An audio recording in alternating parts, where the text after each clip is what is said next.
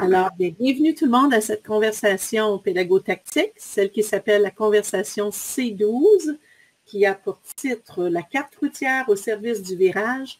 Prenons la route à l'ère numérique ». Et aujourd'hui, on va prendre la route à l'ère numérique avec Yves Mainville. Donc, Yves, je vais te laisser la chance d'aller un petit peu plus loin tout à l'heure en nous expliquant ton rôle aussi. Et Yves est en provenance du Conseil scolaire catholique Providence, où est-ce que justement, ils sont en train de prendre une route à l'ère numérique avec une carte routière dont il va nous détailler davantage les détails tout au long de cette conversation. Donc, tout d'abord, j'aimerais vous souhaiter la plus chaleureuse des bienvenues. Alors, on espère que depuis le début de la matinée, vous avez eu la chance de vous joindre à plusieurs conversations pédago-tactiques. Alors, on va poursuivre avec la nôtre. Mon nom est Linda Love. Je suis leader pédagogique pour l'équipe tactique dans la région du Sud. Donc, j'ai le plaisir de travailler de façon plus proche, rapprochée, si on veut, avec les 3 conseils de la région du Sud. Et ce matin, dans la conversation C12, on vous invite justement à venir voir un beau cheminement qui se fait dans un conseil scolaire ici au niveau de la planification à court et long terme, si on veut bien dire, justement du virage à l'ère numérique. Alors, Yves, sans plus tarder, j'aimerais bien te donner la chance de te présenter un petit peu plus, nous donner un petit peu le contexte, puis on pourra démarrer notre conversation. Merci Linda. Bonjour nos spectateurs, nos observateurs, si vous voulez. Je suis ravi d'être invité à cette discussion, cette conversation pédago-tactique. Et puis, ça me ferait plaisir de vous partager nos efforts avec la carte routière technologique. Donc, j'arrive du Conseil scolaire catholique Providence. Je suis direction de service pour les services technopédagogiques du Conseil. Donc, on est 6, je pense, 6 directions de service ici. Donc, de différentes charges et j'ai le plaisir de travailler dans la technopédagogie. Donc, il faut avouer ici, pendant cette discussion, que je suis aussi appuyé d'une super équipe d'accompagnateurs et d'animateurs technologiques. Et j'ai quelques conseillers pédagogiques également. Donc, on fait le virage à plein ici. Merci beaucoup, Yves. Oui, définitivement, pleine vitesse.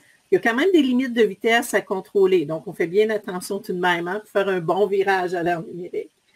Alors, bien justement, tout au long de la conversation, Yves, j'ai quelques petites questions ici qui pourraient peut-être alimenter, mais de toute façon, on va aussi suivre de très près notre zone de clavardage. Donc, ne vous gênez pas si vous avez des questions par rapport à ce qu'on va vivre ce matin.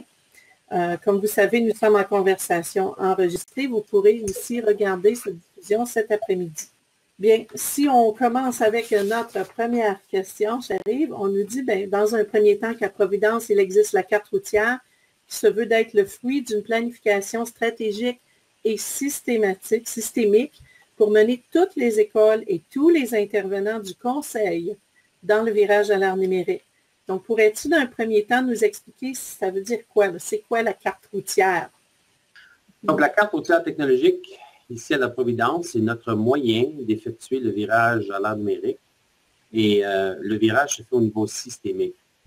Donc, est-ce que c'est la meilleure façon ou la seule façon? Absolument pas. Mais c'est la vision qu'on s'est dotée pour être capable d'y arriver. Donc, on voulait s'assurer que notre virage se fait de moyens cohérents, que ce soit aligné, que ce soit à tous les niveaux. Donc, ce n'est pas juste une question de pédagogie, mais la culture comme telle. Parce que si la culture soutient ce qu'on veut faire en pédagogie, c'est omniprésent, à ce moment-là, on va avoir réussi. Donc, c'est pour vraiment appuyer le tout. Donc, c'est un plan qu'on a dressé selon les résultats des consultations de toutes les parties prenantes. On a consulté les parents, les directions, les enseignants, les élèves, tout le monde. Il n'y a personne qui s'en est échappé. Donc, c'était des questions de sondage, des entrevues, diverses rencontres pour en discuter.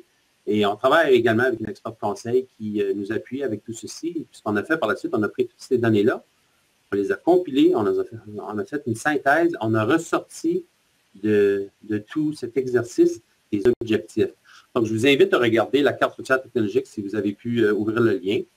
Et puis, vous allez noter que, en fait, ce que je vais faire, je vais vous faire une petite lecture de carte 101.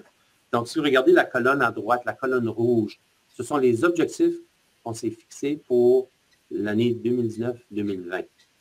Donc, comme toute bonne planification, si on veut arriver à un objectif, il faut être capable de donner les moyens pour s'y rendre. Et à cet effet, ce qu'on a fait, on s'est donné des seuils pour y arriver dans les années qui nous mènent jusqu'à 2020. Donc, dans l'année 2018-2019, vous voyez qu'il va y avoir certaines cellules parce qu'on y est arrivé.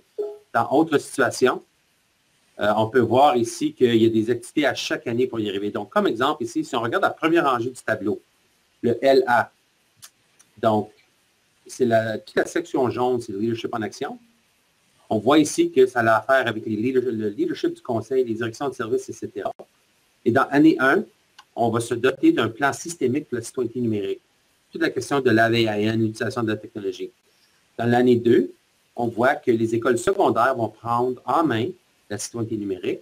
Et dans l'année 3, que les écoles élémentaires vont en prendre en charge. Donc, à cet effet, nous avons déployé à l'échelle du conseil la citoyenneté numérique pour l'utilisation de l'AVAN. Donc, en voilà un exemple. Donc, maintenant, si vous défilez cette carte dans toutes ces sections, vous allez noter qu'il y a beaucoup d'activités, même dans année 1, qui est la première colonne du tableau. Et si les objectifs en rouge sont des objectifs qu'on cible, notez ici que nous avons des sections dans lesquelles on a placé dans des catégories les différentes interventions et gestes qu'on doit poser. Donc, toute la section jaune, c'est la question d'outils, le leadership. Tu sais, on utilise souvent l'expression en anglais hardware and software. Bien, nous autres, on aime se référer à ceci comme le headware. Donc, pour que le hardware et le software fonctionnent, évidemment, il faut aller avec le headware qui s'aligne avec tout ça. Dans la section bleue, pardon, les espaces d'apprentissage. Donc, purement pédagogique, où est-ce qu'on va faire cet apprentissage, à quoi l'apprentissage et l'enseignement à l'ère numérique. Donc, on adresse ici dans la section bleue.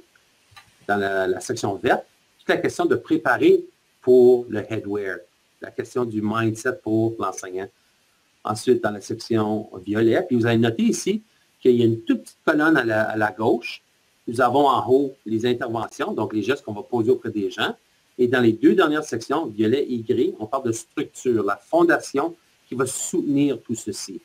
Donc, dans la section violet, un peu plus fonctionnel dans le sens qu'on établit des protocoles de communication, des outils, des espaces, etc. Et enfin, dans la section grise, prise en main surtout par service informatique, c'est les objectifs qui se sont fixés pour être capable de soutenir et appuyer tout ceci. Donc, on a ici notre carte routière qui est vraiment, si vous voulez, dans plusieurs conseils, on parle de mission-vision. On a voulu se détacher de mission-vision, puis ça devient beaucoup plus pratique et commun dans notre vocabulaire. Donc, on parle de la carte routière technologique, comme vous la voyez ici. Superbe. Alors, je vois ici, on a eu plusieurs commentaires. J'aime beaucoup la carte routière. On a une question ici. Quels membres de l'équipe conseil ont travaillé à son élaboration? Je pense que tu peux aller un petit peu plus en profondeur pour répondre à Lise. Oui, absolument. Merci, Lise, de la question.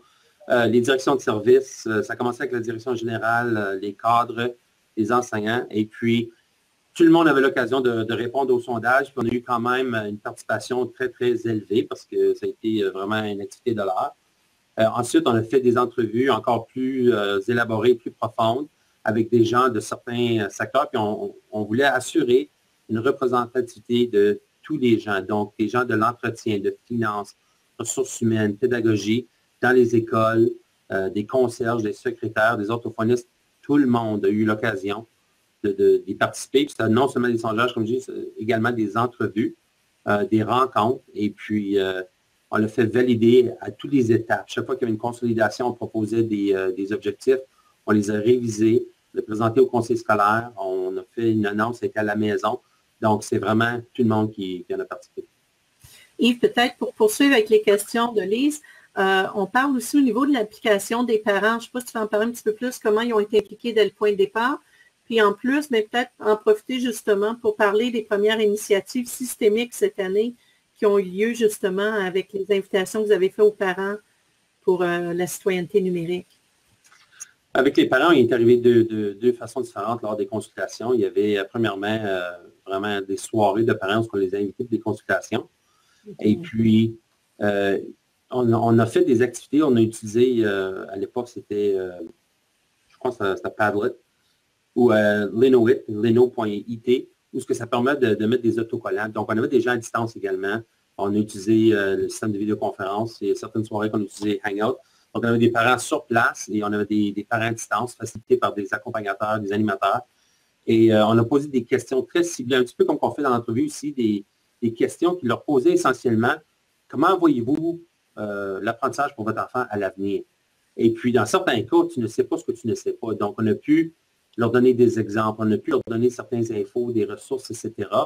Il y en a qui ont saisi l'occasion pour poser des questions, parler de la citoyenneté numérique, de parler de la technologie, poser des questions aussi simples que la santé. Est-ce que les élèves, vraiment, la vision, c'est d'avoir des enfants devant un écran pendant 6 heures par jour? Ce n'est pas du tout le cas. Donc, on a pu traiter des questions, mais surtout leur poser des questions, et puis ça a été vraiment, vraiment bien.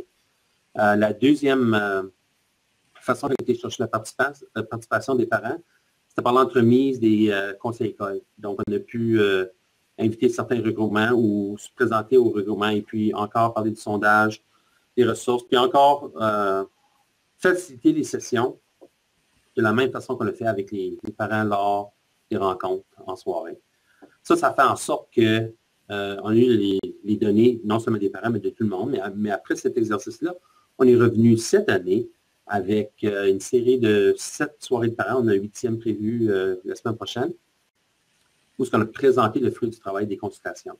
On a fait le retour, puis également, on a déjà inclus des activités qui ont découlé de la carte routière technologique cette année, puis on l'a présenté aux parents. Des choses avec l'utilisation de l'outil Google pour accéder aux informations du bulletin ou des envois à la maison, bulletin mensuel, etc. Donc, ça a été vraiment un beau succès, puis ils ont été partie prenante. Non, bien, merci. Au niveau d'investissement de temps, on sait que la carte routière, elle est dans le long terme. On parle dans le court et long terme jusqu'à 2020.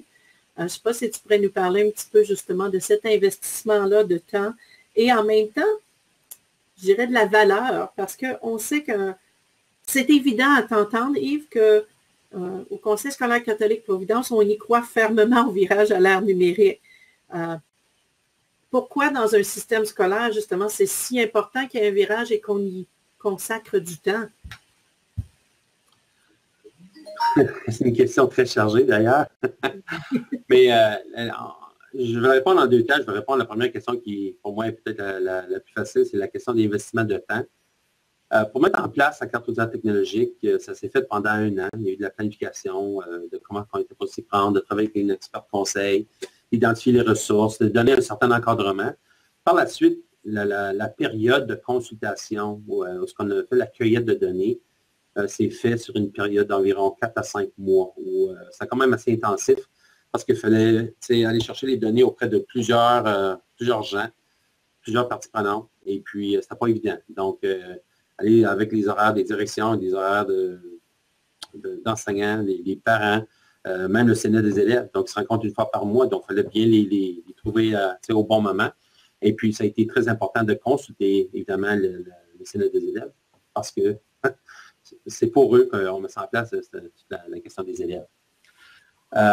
Maintenant, pour parler de l'importance du virage pour le système scolaire comme tel, ça devient, à mon avis, très évident quand on regarde le quotidien autour de nous. Tu ne rentres pas dans une banque ou que ce soit à Walmart ou au bureau du dentiste ou autre sans voir toutes sortes de technologies. Mais on arrive dans certaines salles de classe, puis on parle encore de papier-crayon, puis ça ne reflète pas le quotidien. Donc, dans un premier temps, c'est d'aller chercher l'élève dans son quotidien, de lui montrer comment utiliser ses outils pour apprendre. Donc, il faut vraiment changer cette culture qui nous entoure et l'intégrer à ce qu'on fait. Donc, ça, c'est vraiment à la base, un des éléments primordiaux, c'est d'utiliser le quotidien et de le rejoindre dans son quotidien plutôt. Si on regarde encore la recherche, puis quand je parle de recherche, il y a plusieurs noms, évidemment, mais on parle de Fullen, on parle de Hattie, on parle du Dr. Deed, on parle de tous les grands penseurs à ce niveau-là. Puis vraiment, ce qui arrive, c'est qu'on passe d'un contexte industriel à un contexte mondial, à un contexte d'information et de données. On passe d'une culture de connaissance à une culture de connaissance et de compétence. Et donc, si on n'adresse pas la composante compétence, ils ne vont pas tomber du ciel. Donc, comment est-ce qu'on va faire pour outiller nos élèves aujourd'hui pour... On parle souvent le monde de demain, mais c'est comme le monde d'aujourd'hui. On est là, on est encore, on sont peut-être mal outillés. C'est notre devoir de les préparer. Donc, je travaille également avec la planification stratégique du conseil qui fait en sorte que ça va être très bien lié. Et on l'a simplifié, je vais le vulgariser si vous voulez, qu'on veut partir d'une culture de connaissance puis de passer à une culture pardon. On veut partir d'une culture de savoir à une culture du savoir et du savoir-être. Donc, c'est vraiment ce qu'on cible, de passer au savoir et au savoir-être. Et c'est pour ça que quand tu regardes les activités, ça devient peut-être plus difficile de mesurer les compétences, parce que les compétences ne se mesurent pas comme on mesure nécessairement les savoirs. C'est une façon d'être, savoir-être, savoir-faire, etc. Donc, si on recontexte autour le quotidien, ça exige des compétences un peu plus sophistiquées. Collaboration. On collabore, oui, on travaille ensemble, mais ça se complique lorsque ça devient à distance, un peu comme on fait aujourd'hui. De faire ce qu'on fait aujourd'hui dans ces discussions pédago-tactiques, ben, on ne l'aura pas fait de cette façon il y a 5 ans. On ne l'aura pas fait peut-être il y a 2 ans. Donc, la technologie est omniprésente et est très accélérée. Donc, comment est-ce qu'on fait pour rouler là-dedans? Quelle sorte de compétences avons-nous besoin pour être capable de bien fonctionner dans ce nouveau contexte-là, si vous voulez? Peut-être la plus importante de notre carte routière technologique pour nous, c'est la question d'optimiser l'apprentissage. Donc, de vraiment les pratiques, les stratégies à haut rendement dans la technologie pour mieux rejoindre nos élèves.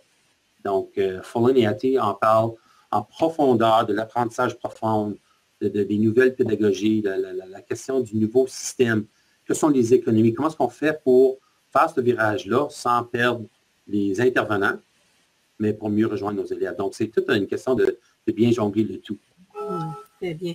Et je pense qu'on apprend très bien à jongler. Ce qu'on voit avec cette carte routière-là, ça nous donne de bons ingrédients, de bonnes techniques, une bonne mise en page de comment le faire. On voit beaucoup de commentaires, si tu les vois, Yves, à la droite, où les gens parlent, oui, j'ai la carte routière. On nous demande même, est-ce qu'elle est publique? On peut-tu la partager? C'est vraiment une belle richesse, je pense, au niveau provincial ici, de voir justement comment est-ce qu'une telle avancée s'est faite et est en train de se poursuivre justement dans votre conseil. Si on regarde à l'impact en année 1, on achève l'année 1, on est déjà au mois de mai. Alors, je rappelle à tout le monde que dans cette conversation-là, c'est ce qu'on est en train de faire. On est en train de regarder cette approche systémique qu'a eu un conseil de planifier à long terme son virage en dépassant l'idée de mission-vision, mais en se rendant davantage avec une carte plus définie de 5 ans. Donc, en année 1, Yves, on est rendu à la mi-mai. Qu'est-ce que tu pourrais nous dire de l'impact que ça a jusqu'à présent? Qu'est-ce que tu vois venir là? Ben, en fait, pour moi, on dirait que la carte, ça fait des années qu'elle est là parce que j'y suis tellement. Mais effectivement, on termine l'année 1 de la carte routière. Donc, c'est vraiment les activités prévues de l'année 1. Puis, vous allez constater en regardant la première colonne 2015-2016 qu'il y a beaucoup des activités ici, c'est des questions de faire de la recherche, de l'analyse, de se positionner pour être capable d'effectuer les activités de l'année 2, l'année 3, etc. Donc, de façon informelle, parce qu'on est en train de faire l'accueil des informations pour déterminer l'impact et tout ça de année 1. Mais sache qu'il existe maintenant à la Providence vraiment une culture infonuagique très, très prononcée. Donc, je pense que même, Linda, quand tu viens ici, tu le vois dans la façon qu'on roule, les conseillers pédagogiques, les directions, les élèves. Le concept d'aller chercher les données en ligne, qu'on se branche avec des Chromebooks ou nos appareils ou nos ordinateurs, c'est vraiment, c'est plus du nouveau, c'est pas des nouveautés, c'est pas quelque chose sur lequel on donne beaucoup de formation dans le sens de voici comment tu fais ta connexion. Ça, c'est vraiment, c'est deuxième nature. Maintenant, les gens, c'est un automatique d'aller chercher leurs données dans le nuage. En fait, on termine cette année en faisant une migration des données, nos lecteurs G, qui est vraiment le drive là, quand tu fais ta connexion login aux ordinateurs, et de tout mettre dans nos comptes Google. On est un conseil Google pour l'éducation. Et donc, ça nous permet également, j'arrive dans le deuxième point, de déployer beaucoup rapidement, de façon accélérée et faciliter les nouvelles technologies. Donc, que ce soit des Chromebooks, que ce soit d'un logiciel, exemple comme Read and Write, des choses qu'on a déployées cette année, c'est qu'à cause des protocoles qu'on a mis en place, qu'on a fait les virages à l'ère numérique, pas à l'ère numérique, mais à Google, Ça nous a permis d'utiliser un même modèle pour déployer beaucoup d'autres technologies. On voit beaucoup plus de collaboration au conseil au niveau virtuel. C'est vraiment deuxième nature maintenant de partir à des hangouts, de faire des sessions comme on voit ici, qui font en sorte que la quantité d'heures sont plus productives, si tu veux, ou plus hautes lorsqu'on parle de sessions de travail, parce qu'on ne passe pas une heure sur la route pour rendre à notre destination, ensuite travailler, puis ensuite prendre une heure pour revenir. Il y a des choses qui se font beaucoup plus en virtuel. On a eu des rencontres de direction cette année. Chez nous, on compte dans les écoles 30 directions, plus les directions de service, donc presque 45 à 50 personnes, et on le fait en virtuel. Donc, chaque deuxième rencontre ou troisième rencontre, on va faire cela dans ce mois d'ici. Ça s'est passé très, très bien. Dans un contexte académique, pédagogique, la question d'apprentissage hybride, c'est vraiment beaucoup plus présent qu'on aurait pu le croire il y a 2 ans. Ça, c'est dans le contexte de, possiblement, dans certains contextes EAV, beaucoup de Google Classroom, la question d'utilisation de la suite, des outils en ligne. On a déployé cette année avec notre projet Code la programmation. Donc, on pensait de s'attaquer à peu près 8 à 10 écoles et puis il a fallu qu'on le cap à 15. Puis on a eu beaucoup de succès, puis il y a presque toutes les écoles à 100% qui veulent y être l'année prochaine. Donc, c'est du jamais vu là, quand tu regardes le virage dans lequel la quantité de temps que ça a pris pour faire ça, c'est vraiment du nouveau. Donc, oui, c'est vraiment quelque chose. Puis le dernier point, exemple concret, si vous voulez, au point administratif, c'est juste le processus d'achat pour les écoles. Donc, si on veut personnaliser le fonctionnement, l'apprentissage et tout ça, faut que ce soit dans nos pratiques. Et puis, ce qu'on fait maintenant, les directions connaissent leur budget. On leur donne un genre de menu de laquelle ils peuvent choisir acheter leurs appareils, leur technologie. Au besoin, ils peuvent nous consulter. Et maintenant, ils vont remplir un formulaire, ils vont nous soumettre. On pose des questions, on l'achète, on le déploie. Donc, c'est plus de question de faire la même achat pour tout le monde, ça va être selon le contexte et les objectifs et priorités de l'école. Donc, ça, c'est certains exemples là, qui découlent de toute cette culture située autour de la carte routière technologique. Définitivement, Yves, quand tu parles de cet exemple-là, pour l'avoir vécu de mon côté aussi en appui avec les directions d'école, justement, les besoins d'achat informatique sont toujours en lien avec le cheminement d'école, où ils veulent aller, quelles sont leurs intentions pédagogiques dans un premier temps. Et on ressent d'ailleurs de la part des directions d'école ce sentiment-là qu'ils ont un certain contrôle justement sur ce qui est disponible et ce qu'ils peuvent acheter pour répondre à des besoins pédagogiques d'un premier temps. Même chose au niveau des conversations en visioconférence. Les directions, on peut voir, il y a une culture qui se vit depuis 1 an pour avoir accompagné les écoles avec mes collègues depuis les 2 dernières années. Cette année, de converser en visioconférence, ce n'est pas une difficulté, c'est même un besoin souvent. Ça vient répondre à un besoin au niveau de l'occupationnel. Dans le temps, on n'a pas la chance toujours de pouvoir offrir autant de temps pour l'accompagnement tactique de la part des directions d'école, tout au moins, et on nous ouvre tout grand de la porte au niveau virtuel. Donc, on peut, de notre côté aussi, je pense, témoigner de l'impact qui est en train de se vivre. Donc, on ne peut qu'attendre qu'à l'année 2 de poursuivre encore avec toujours un plus grand impact. Il y a une petite question qui a été relancée aussi, toujours au niveau, je pense qu'on suscite beaucoup d'intérêt au niveau de ce document-là que tu nous as partagé, Yves. Il est bien clair, il est bien précis, il a une suite logique et, comme on le dit, systémique. On nous demande si on peut le partager à d'autres. Donc, je pense que je peux te laisser répondre à celle-là. Je ne sais pas à ce moment-ci où vous en êtes rendu dans les partages au niveau de ce cadre-là. Oui, en fait, là, on parle de la carte routière. Le lien que tu nous as relancé, c'est ça, à la carte. Oui, donc je l'ai remis dans le chat et je vous invite au besoin de le partager comme bon vous semble. J'ai confiance que c'est aucun problème parce que le DG en fait, dans une rencontre, l'a présenté lui aussi au DG de la province et même au niveau, je veux dire, fédéral, parce qu'il y avait des invités d'un peu partout. Mais on est fiers de notre carte. Et puis, sachez que c'est vraiment un document vivant. Donc, il y a certains éléments qu'on se voit, ça va être nécessaire d'ajuster peut-être l'objectif et comment y arriver. Donc, vous le savez que autant on a tenté de voir jusqu'à 2020, vous le savez qu'il va y avoir des changements d'ici 2020 qui vont faire en sorte qu'on doit repousser certaines choses, qu'il y a d'autres choses qu'on a vraiment accélérées. Donc, il y a plusieurs éléments dans cette carte où on a pris de l'avance. Il y en a d'autres qu'il forcément par la nature des choses, que ce soit ressources humaines, ressources financières, etc., on va être obligé d'ajuster. Et puis, sachez que la prochaine itération de la carte va reprendre en main certains éléments selon la technologie, encore une fois, les ressources disponibles. Donc, on en est très fiers, mais on le sait également qu'il y a des choses qui vont être ajustées dans peut-être toutes les sections, certaines sections, et c'est vraiment quelque chose qui va nous servir parce que c'est pas fixe et rigide. Donc, c'est toujours une question de poser les bonnes questions. Un petit peu comme la discussion qu'on vient d'avoir par rapport au processus d'achat avec les directions, c'est que je vois un changement doucement qui se passe là, mais ça se passe très doucement au niveau des genres de questions qu'on nous pose. Donc, la question la plus typique qui m'arrive d'une direction lorsqu'on parle d'achat, qu'est-ce que je devrais acheter? Des Android ou des iPads? Et moi, je leur dis, tu sais, tu ne poses pas la bonne question. Moi, je relance la question, qu'est-ce que tu veux voir dans ton école d'ici 2-3 ans? Donc, il faut savoir où est-ce qu'on veut aller pour savoir quel outil acheter.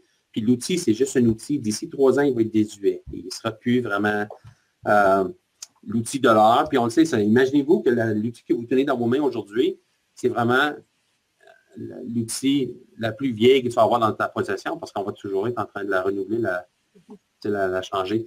Donc, c'est la pensée autour de ça, c'est que posons les bonnes questions et être capable d'aller où on veut aller. Puis les outils vont rouler et changer au fur et à mesure.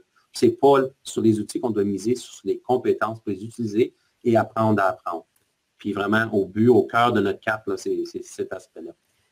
Bien, super. Je pense que oui, il y a bien des personnes qui sont en accord avec toi. Puis on est tous là, justement, dans le milieu de l'éducation pour l'apprentissage d'élèves, pour le bien-être, pour vivre avec eux ce virage à l'ère numérique. Puis je pense que ce matin, tu nous as donné un exemple bien concret de comment ça peut se vivre à court et à long terme, j'ose dire long avec guillemets, comme a bien dit José dans nos commentaires. 2020, ça s'en vient vite. Mais quand on regarde au niveau de la pédagogie, d'ici 2020 et de la technologie, d'ici 2020, qu'est-ce qui va se passer? Encore une fois, oui, c'est justement une belle carte routière, une carte dans laquelle on accepte, tout comme sur le chemin, qu'il y ait de la construction encore. Alors, on tient à vous féliciter et à vous remercier de ce partage au niveau du Conseil scolaire catholique Providence pour justement travailler ensemble, tous ensemble au niveau provincial, au virage à l'ère numérique. Alors, Yves, on manque déjà de temps. Je vois déjà qu'il est 11h29. J'aimerais te laisser le mot de la fin, une petite seconde, pour te remercier aussi, mais surtout te laisser à toi la chance peut-être de boucler cette belle conversation que tu nous as permis d'avoir ce matin, puis qu'on va avoir la chance de partager dans le long terme. On a eu la chance de l'enregistrer. Puis je voudrais dire merci beaucoup, beaucoup aussi à tous les gens qui ont ajouté d'excellents commentaires dans la boîte de clavardage. J'ai vu beaucoup de belles choses. J'essaie de les nommer rapidement. Lise, d'excellentes questions. On a parlé aussi de miser sur les questions et les compétences. Chantal nous a mentionné comment que la carte routière est vraiment riche. Nancy s'est jointe à nous ici enfin, puis on nous parle aussi beaucoup justement de l'apport que pourra faire la carte routière ailleurs en province possiblement. Alors, je te laisse le mot de la fin, Yves, avant de couper notre enregistrement pour ce matin. Merci, Linda. Donc, comme toi, je tiens à remercier tous les gens qui ont posé des questions, qui ont vraiment participé pour enrichir la discussion, parce que je voyais ça plutôt comme moi, Linda et tous les gens dans la salle, et pas juste moi et toi. Okay. La carte routière, c'est notre façon de faire le virage. Ce n'est pas vraiment un document d'excellence dans le sens que c'est la seule façon d'effectuer un virage. On se fie beaucoup à la recherche, les données. J'inviterais les gens de lire beaucoup. Allez consulter la recherche pour prendre position. Ce que je trouve le plus important pour les enseignants, les pédagogues aujourd'hui, c'est de prendre position. Quelle sorte de pédagogue vous désirez-vous être? Puis, ça va faire en sorte que tu ne peux pas nier la richesse et le potentiel que nous offre cette technologie. Donc, cela dit, pour y arriver, on s'est doté d'une carte routière technologique. On l'a présentée à plusieurs gens. On l'a fait bien connaître, qui est d'ailleurs très important parce que le virage ne se vit pas avec un noyau de gens, ça se vit en tant qu'équipe. Puis quand je parle d'équipe, je parle de tout notre conseil. Donc, j'arrête là. Je remercie tout le monde. Merci, Linda, de m'avoir invité de partager ça aujourd'hui. Et je suis toujours disponible, que ce soit par Twitter ou courriel ou autre. Venez me voir en médias sociaux. Ça me fera plaisir de continuer la conversation. Gros merci, Yves, puis bonne fin d'avant-midi à tout le monde.